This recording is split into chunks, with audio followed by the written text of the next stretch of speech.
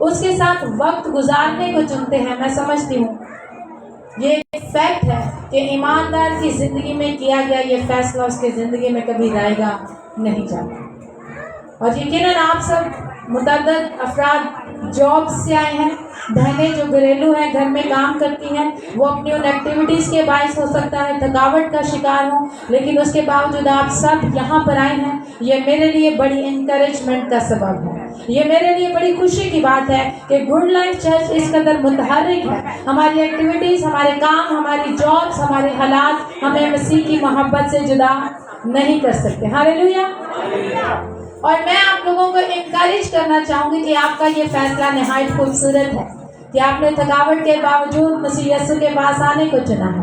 آپ نے اپنی مصروفیت کے باوجود خدا کے پاس آنے کو پہلی ترجیح دی ہے.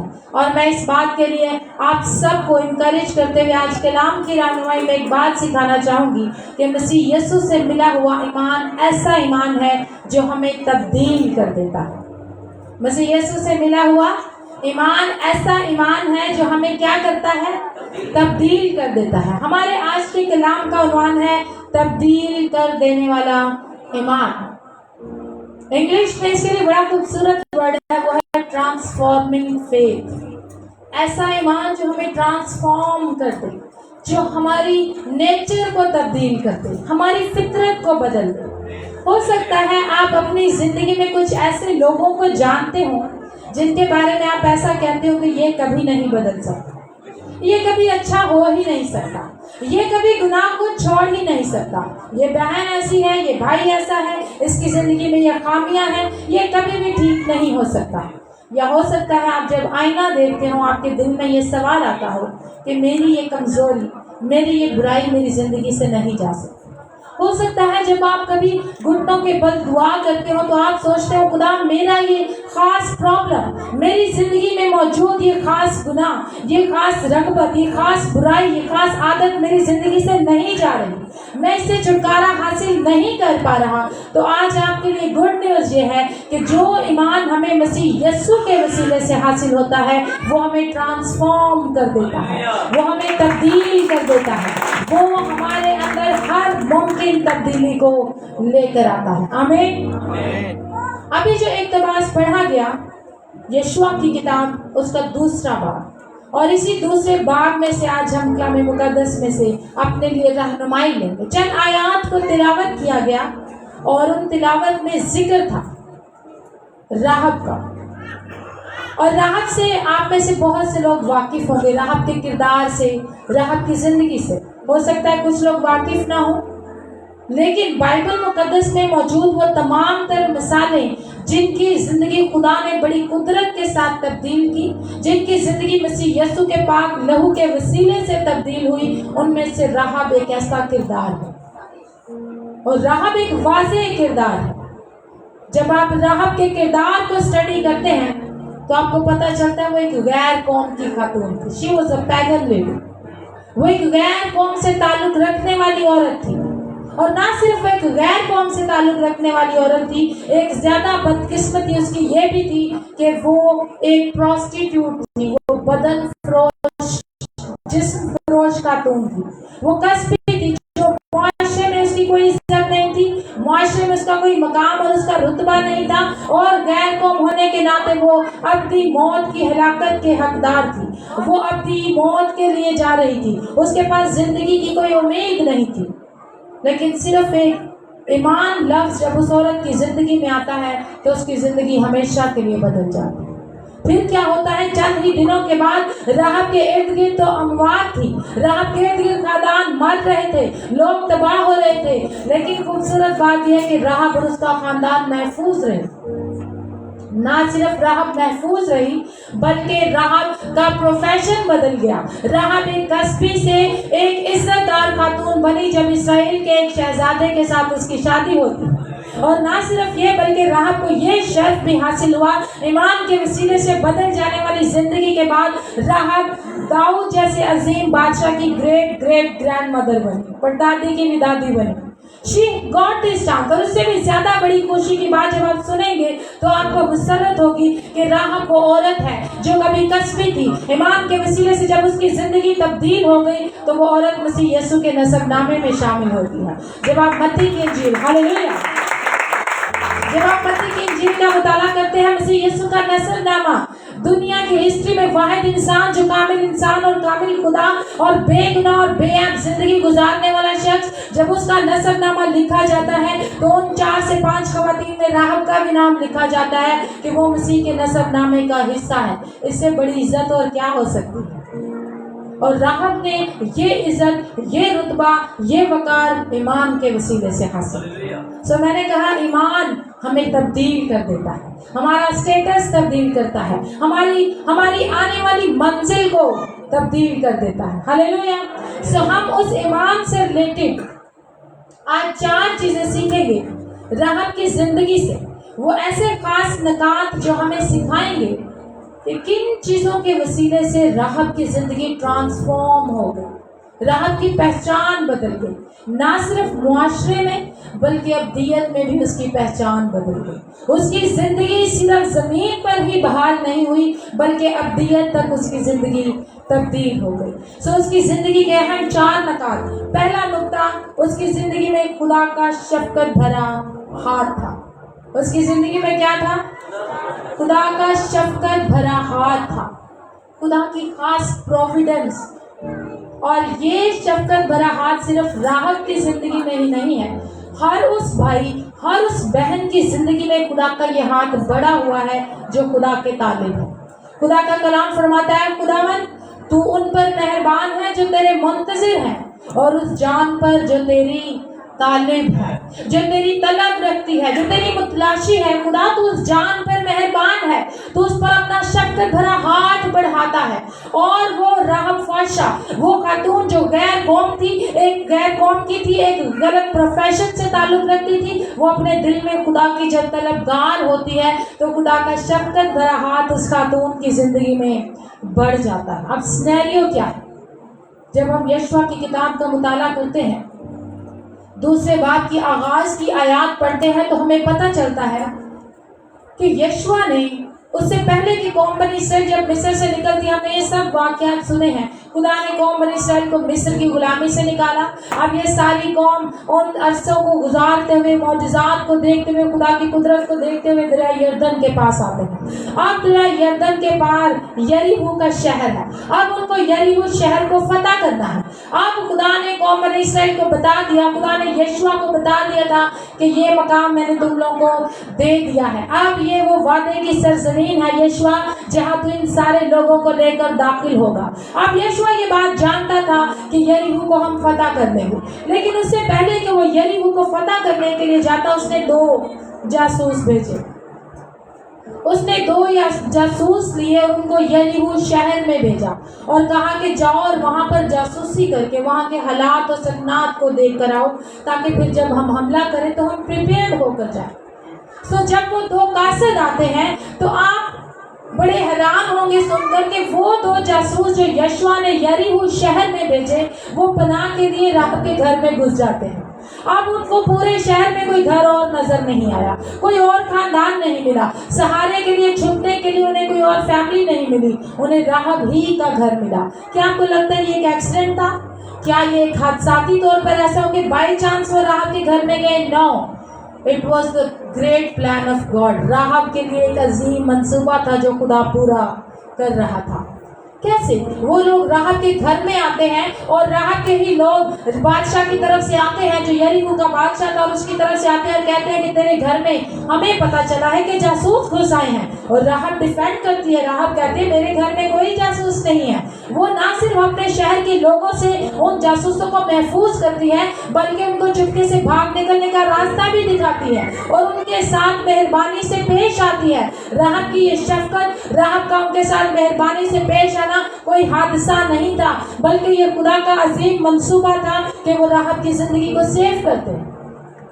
اپیرنٹلی ایسا لگ رہا تھا کہ یہ 2 جاسوس راحب کے گھر میں اس لیے گھسے تاکہ یہ ان لوگوں سے بچ جائے. نو، इससे भी ज्यादा बड़ी सच्चाई ये है कि ये दो लोग राहब के घर में इसलिए घुसे ताकि राहब और उसके खानदान को महफूज कर। ये इस मकसद के लिए उसके घर में सहारा लेने गए ताकि राहब बच सके। आपको वाकया याद आएगा जब यीशु ने सामरी औरत से कहा कि मुझे पानी पिला, क्या यीशु प्यासा था? नो, एक्चुअली खुदा उस सामरी औरत को बचाना चाहता था। जब वो जासूस राहब के घर में आए तो राहब ने उनको हिफाजत दी, राहब ने उनको शेल्टर दिया, राहब ने किसी को भी नहीं बताया कि ये कौन है। और मैंने कहा ये खुदा का शफकत भरा हाथ था कि वो जासूस राहब के घर में आते हैं, राहब उन्हें बचाती है और फिर उन्हें चुपके से अपनी खिड़की से नीचे उतार देती है और वो महफूज रहते हैं। और ये खुदा का शफकत भरा हाथ था राहब की जिंदगी में। खुदा का अजीम मंसूबा उन लोगों के लिए जो खुदा के तलबगार हैं। आपको बाइबल मुकद्दस में ये पैटर्न नजर आएगा, आपको मुतअद्दिद वाक़यात मिलेंगे। हर वो भाई, हर वो बहन, हर वो शख्स जो खुदा का तलबगार था, खुदा ने उस तक रसाई की है, खुदा ने उसको अप्रोच किया है। आपको हबशी खोजे का वाक़या याद होगा, वो इथोपियन था, कहाँ से चलता और फिर दुनिया के मुकद्दस तरीन शहर यरूशलेम में आता, कन्वेंशन अटेंड करता, इबादत को अटेंड करता। क्यों? क्योंकि वो खुदा के लिए भूख और प्यास रखता था, वो खुदा को जानना चाहता था। और एक दिन ऐसे ही वो वापस जा रहा था, अपने रथ पर सवार था, यशाया नबी का सहीफा पढ़ते हुए जा रहा था कि खुदा ने उसके दिल की उस तलब को, उसकी चाहत को, उसकी भूख को जाना। और खुदा ने रूहुल कुद्स से कहा, रूहुल कुद्स ने फिलिप्पस को, एक मीटिंग चल रही थी, फिलिप्पस को उस मीटिंग से उठाया और कहा कि उस शख्स के पास जा, क्योंकि उसको तेरी जरूरत है। और जब फिलिप्पस उसके साथ चलने लगता है तो उससे पूछता है, क्या जो कुछ तू पढ़ रहा है तुझे समझ आती है? वो कहता है, मैं क्यों कर समझूंगा जब तक कि मुझे कोई बताए। और वो पढ़ क्या रहा था, यशाया नबी के सहीफे में मसीह यीशु की पेशगोई, जब लिखा था कि उसको यूं लेकर जा रहे थे जैसे कोई भेड़ बाल को उतरवाने के लिए जाती हो। और जब फिलिप्पस ने सारी तफसीर बताई तो आप जानते हैं क्या हुआ? हबशी खोजे ने कहा, देख अब पानी भी है, कौन सी चीज है जो मुझे निजात लेने से रोकती है? उसने तौबा की, वहीं पर बपतिस्मा लिया और अपनी जिंदगी हमेशा के लिए मसीह यीशु को दी। मैंने कहा मसीह यीशु, खुदा की कुदरत, खुदा का शफकत भरा हाथ उनकी तरफ बढ़ता है जो उसके मुंतज़िर हैं, जो उसके तालिब हैं, जिनके दिल में खुदा को जानने की भूख और प्यास है। खुदा का कलाम फरमाता है, तुम मेरी तरफ रजू लाओ तो मैं तुम्हारी तरफ रजू लाऊंगा। जब आप खुदा के लिए भूख और प्यास रखेंगे तो याद रखें खुदा आप तक रसाई करेगा, खुदा आपको अप्रोच करेगा। ना सिर्फ यही वाक्य, बल्कि जब हम अमाल की किताब 10वें बाब का मुताला करते हैं, कुरनेलियस नाम हमें एक शख्स मिलता है। वो खुदा की बड़ी इज्जत करता था, खुदा के लोगों से, यहूदियों की बड़ी इज्जत करता था, ईमानदारों से मोहब्बत करता था, हदिये जान देता था, दुआएं करता था। और फिर क्या हुआ? वो एक रोमी आर्मी का ऑफिसर था।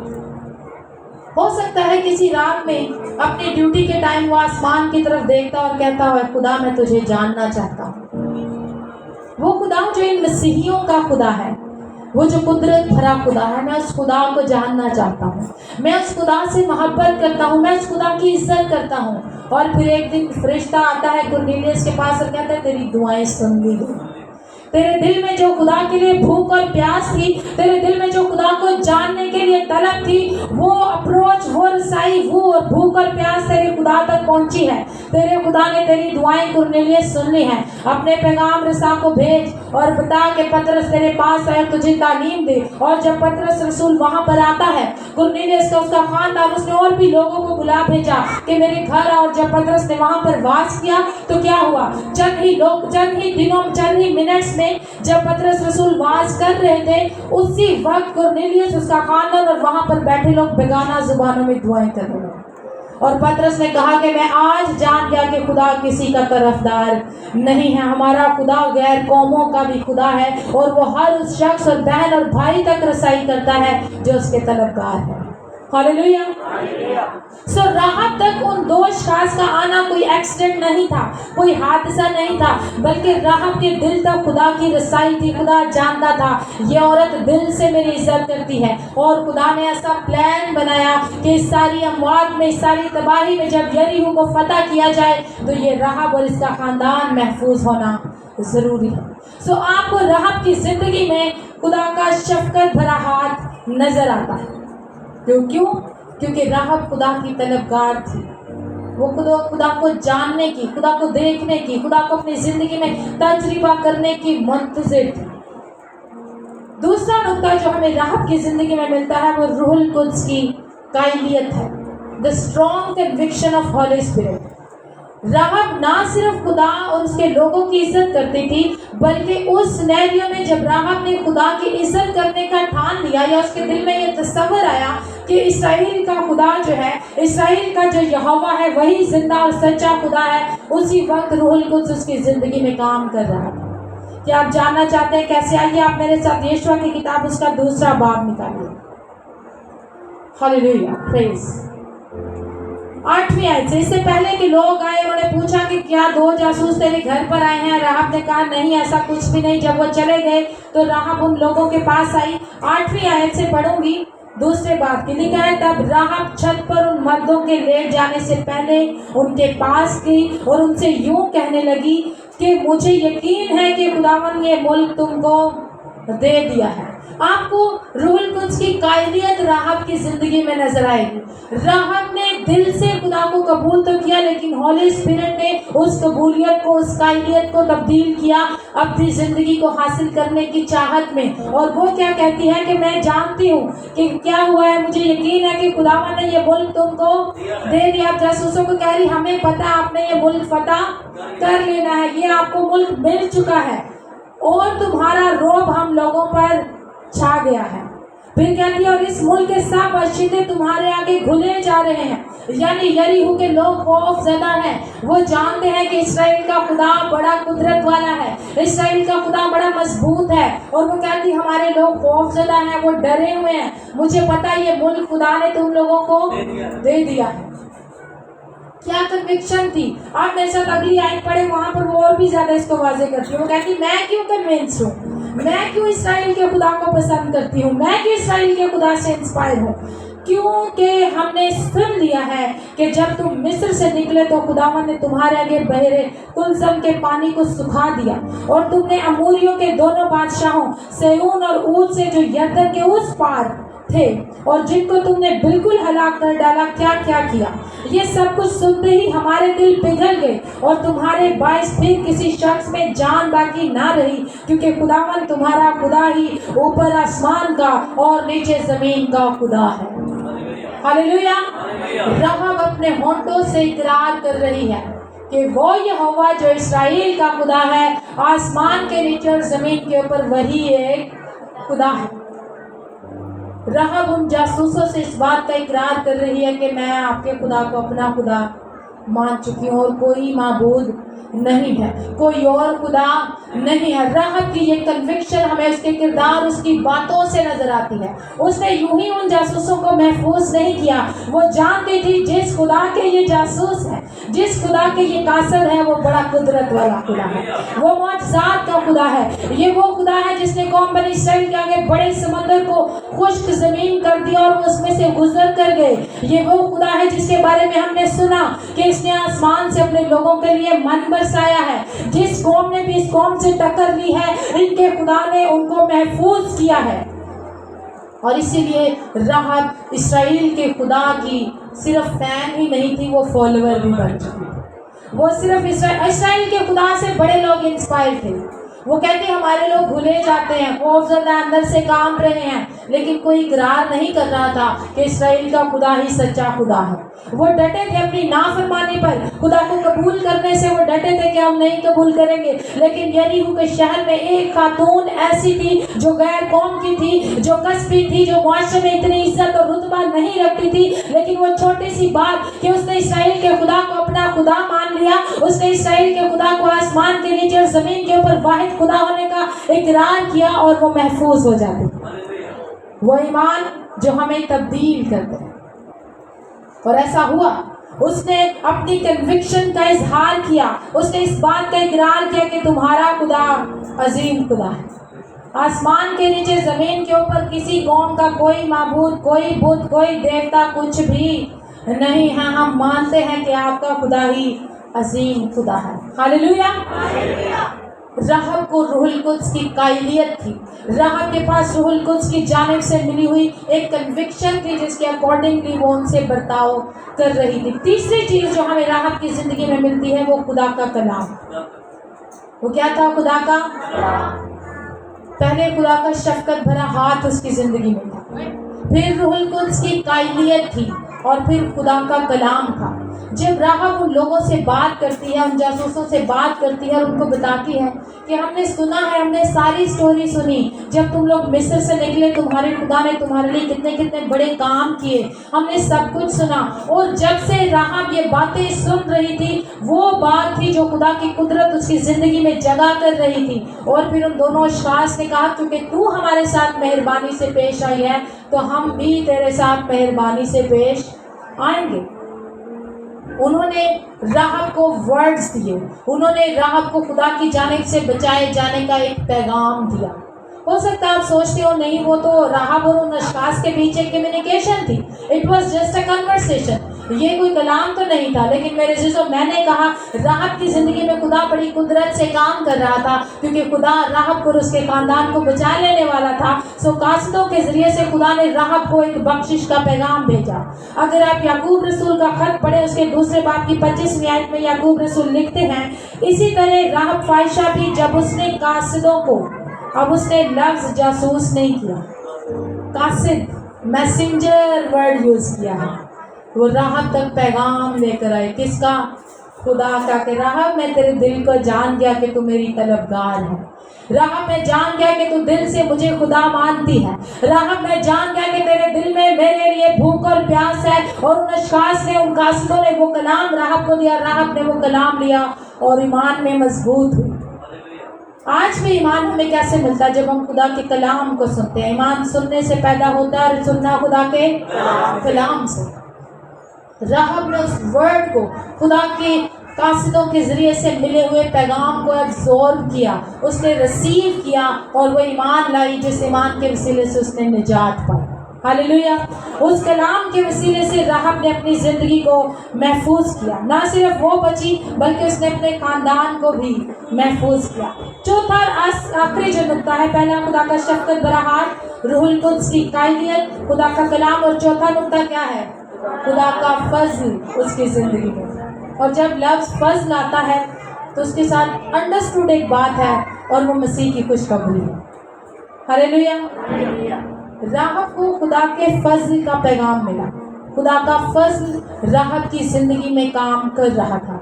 आइए आप मेरे साथ इसी बाब की 17वीं आयत से पढ़ेगा, अभी जो भाई ने भी तिलावत की थी, दूसरे बाब की 17वीं आयत से। तब उन मर्दों ने उससे कहा कि हम तो उस कसम की तरफ से जो तूने हमको खिलाई है बेइल्जाम रहेंगे। वो कह रहे हैं जो तूने हमसे डिमांड की है कि हम तेरे खानदान को महफूज करें, वो कहता है हम ऐसा ही करेंगे, आपने परेशान नहीं होना। कैसे? सो देख, जब हम इस मुल्क में आए तो तू सुर्ख रंग के सूत को, मैं चाहूंगी आप अपनी बाइबल में लफ्ज सुर्ख को अंडरलाइन कर लें, ये किसी जानिब इशारा कर रहा है। ये सुर्ख रंग की डोरी किसी जानिब इशारा करती है, जो राहब से उन्होंने कहा कि तू सुर्ख रंग के सूत की इस डोरी को उस खिड़की में से जिससे तूने हमको नीचे उतारा है बांध देना, और अपने बाप और माँ और भाइयों, बल्कि अपने बाप के सारे घराने को अपने पास घर में जमा कर रखना।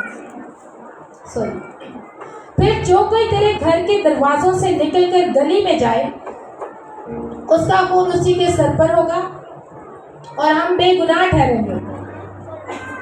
और जो कोई तेरे साथ घर में होगा, जो कोई तेरे घर में होगा, उस पर अगर किसी का हाथ चले तो उसका खून हमारे सर पर होगा। अब वो कह रहे हैं राहब से, वो राहब से कह रहे हैं, राहब यरीहो खत्म होने वाला है, यरीहो में रहने वाला हर बाशिंदा मारा जाएगा, अब कोई बचने वाला नहीं। और तू महफूज है, तो तुझे क्या करना है? एक लाल रंग की डोरी लेनी है और अपनी इस खिड़की से बांध देनी है, जिस खिड़की से तूने हमें बचा के नीचे उतारा है। अब पुराने अदवार में फसीलें होती थी, बड़ी बड़ी दीवारें होती थी शहर के इर्द गिर्द, जो शहर को महफूज रखती थी। यरीहो की दीवार भी इसी तरह बनी थी। अब उस दीवार पर भी बिल्डिंग्स के अंदर घर हुआ करते थे। जो राहब थी उसका घर भी दीवार के बीच में ही बना था। सर जब राहब ने उनको खिड़की से निकाला तो वो दीवार के बाहर की जानिब उतरे। अब उन्होंने कहा जब हम यरीहो शहर पर हमला करेंगे तो यरीहो शहर बर्बाद हो जाएगा, लेकिन अगर तू और तेरा खानदान महफूज रहना चाहते हो, तू हमसे ये अहद लेती है कि तेरा खानदान महफूज रहे, क्योंकि मौत आएगी, तबाही होगी, हर कोई मर जाएगा, लेकिन अगर तू चाहती है तेरा खानदान महफूज रहे तो इस खिड़की पर एक लाल डोरी बांध देना। हम जब उस लाल डोरी को देखेंगे हम पैस ओवर कर जाएंगे, हम तेरे घर को और तेरे खानदान को कोई नुकसान नहीं पहुंचाएंगे, राहत तुझे कुछ जरूरत नहीं होगा। हाँ कंडीशन ये है कि तेरा पूरा खानदान उस घर के अंदर हो। तेरा पूरा खानदान कहाँ होगा? घर के अंदर। उस घर के बाहर एक भी शख्स जो होगा अगर वो मरता है तो उसने कहा कि हम उसके खून के जिम्मेदार नहीं हैं। अगर घर के अंदर किसी शख्स को कोई जरूरत पहुंचता है, कोई मरता है, तो उसके खून के जिम्मेदार हम। उन्होंने 2 बार लफ्ज खून इस्तेमाल किया। लाल डोरी, खून, मरना, मौत और खानदान का एक घर में रहना और फिर बचना। क्या आपको किसी वाक्य की जानिब इशारा करता हुआ नजर आता है? किसी को कोई वाक्य याद आता है? घर में रहना है, लाल डोरी, घर के बाहर हो और उसी के अंदर आप महफूज रहेंगे। यकीनन खुरूज 12वें बाब में मौजूद पहली ईद फसह आपको याद आएगी, जब खुदा ने मूसा से कहा था मूसा इन लोगों को कह दे कि अपनी चौखटों पर लाल बर्रे का जो लहू है वो लगाएं। जो कोई इस घर के अंदर होगा वो महफूज रहेगा, और जो कोई इस लाल चौखट के बाहर, इस लाल लहू के बाउंड्री से बाहर होगा वो मौत का मजा चखेगा।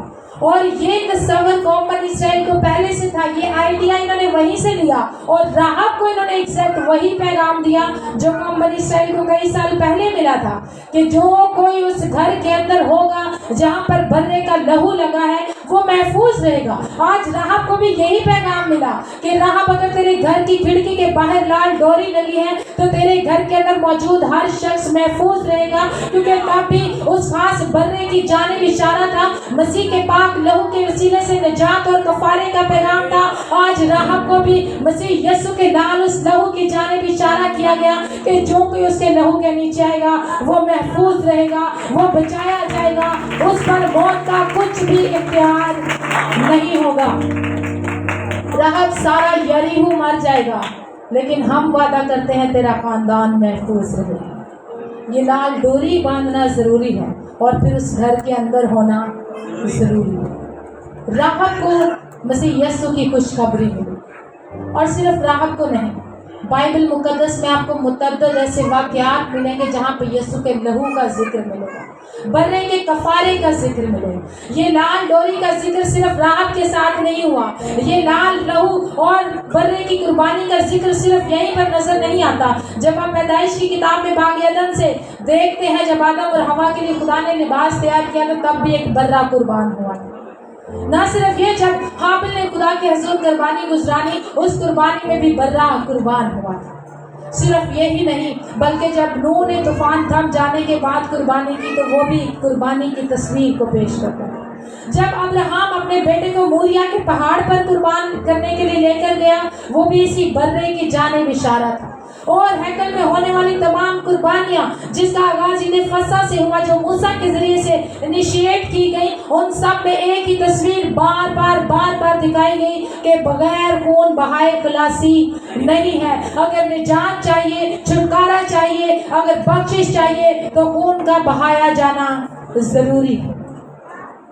राहब को मसीह की खुशखबरी मिली, राहब को मसीह के वसीले से मिलने वाली निजात का पैगाम मिला, और बाइबल मुकद्दस इन वाक़यात से भरी पड़ी। इसलिए ग्राहम स्ट्रोंग खुदावंद के अजीम खादिम कहते हैं, cut the Bible anywhere it beliefs. आप जहाँ कहीं से भी बाइबल मुकद्दस को पढ़ेंगे आपको मसीह के लहू की तस्वीर नजर आएगी। इस बाइबल का हर सफ़ा, हर वाक्य, हर बाब मसीह के लहू से रंगा हुआ है, जो आपको पुकार कर निजात का पैगाम देता है कि जब आप इस लहू पर ईमान ले आते हैं तो आपकी जिंदगी पहले जैसी नहीं रहती। जब आप इस लहू के वसीले से कफारे को कबूल कर लेते हैं, आप ट्रांसफॉर्मेशन का हिस्सा बन जाते हैं, आप नई जिंदगी को तजुर्बा करते हैं। और राहब ने ये तजुर्बा किया। राहब मसीह यीशु जो उस वक्त एक तस्वीर थी, उस पर ईमान लाया। اسرائیل کے زندہ خدا یہوہ پر ایمان لائی اور اس نے اپنی زندگی کو ریسیو کیا، اس نے بحالی کو ریسیو کیا، نجات کو ریسیو کیا، حفاظت کو ریسیو کیا۔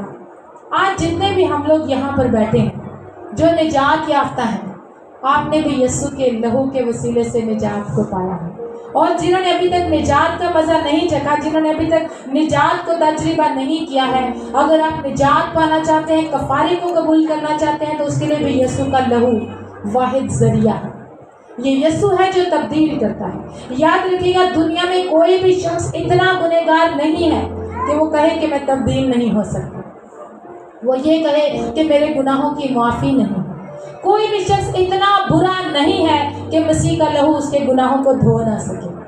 اور یاد رکھیے گا، کوئی بھی اتنا پرفیکٹ یا اتنا پاک نہیں ہے کہ وہ کہے کہ مجھے یسوع کے لہو کی ضرورت نہیں۔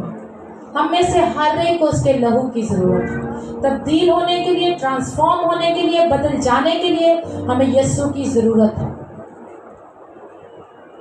جارج ڈبلیو بش کا انٹرویو کیا گیا، اور اس دور میں اور بھی بہت سے بڑے بڑے لیڈرز کا انٹرویو کیا گیا، اور ان سے پوچھا گیا کہ آپ کی زندگی میں کون سی شخصیت ہے جو آپ کو بہت محظوظ کرتی ہے، جس شخصیت سے آپ بڑے انسپائر ہیں، جس شخصیت نے آپ کی زندگی میں گہرا اثر چھوڑا ہے، آپ اس شخصیت کا ذکر کریں۔ تمام لیڈرز نے، تمام اسکالرز نے فرق شخصیات کے نام بتائے، لیکن جب جارج ڈبلیو بش کی باری آئی تو آپ جانتے ہیں اس نے کیا کہا؟ اس نے کہا وہ شخصیت جو مجھے بہت زیادہ انسپائر کرتی ہے، مجھے سب سے زیادہ محظوظ کرتی ہے، اس کا نام مسیح یسوع ہے۔ اب لوگ ایسا جواب سوچ نہیں رہے تھے، لوگ نہیں ایکسپیکٹ کر رہے تھے کہ وہ ایسا جواب دے گا۔ جب لوگوں نے خاموشی سے اس کی منہ کی طرف دیکھا تو اس نے کہا، اس لیے کیونکہ مسیح یسوع واحد وہ شخص ہے جس نے مجھے تبدیل کیا، جس نے میری زندگی کو بدل دیا۔ آج آپ اگر راحت سے پوچھیں، راحت تجھے اسرائیل کے خدا سے اتنی محبت کیوں ہے؟ اے راحت، تو اس یہوہ کی کیوں اتنی فین ہے؟ تو کیوں اس کی پیروکار ہے؟ تو کیوں اپنے لوگوں میں بیٹھی اسی کے گن گاتی ہے؟ تو وہ کہتی ہے، اس لیے کیونکہ اسرائیل کے اس یہوہ نے میری زندگی بدل دی۔ میرے عزیزو، ہماری زندگی بدلنے کی قدرت مسیح یسوع کے پاس ہے۔ ہمیں گنہگار سے راست باز بنانے میں اس کے لہو کا کردار ہے۔ ایک دفعہ کا ذکر ہے، ایک نیلام گھر میں نیلامی لگی ہوئی تھی۔ میں اس بات کے ساتھ کلوز کرنا چاہوں گی۔ اور آکشنر جو تھا، جو نیلامی میں بولی لگاتے ہیں، وہ مختلف چیزیں پڑی تھی۔ ایک وائلن پڑی تھی، اور اس وائلن کے اوپر بڑی ڈسٹ تھی۔ گٹار کی طرح کا ایک چھوٹا سا میوزک ہوتا ہے جس کو یوں بجاتے ہیں۔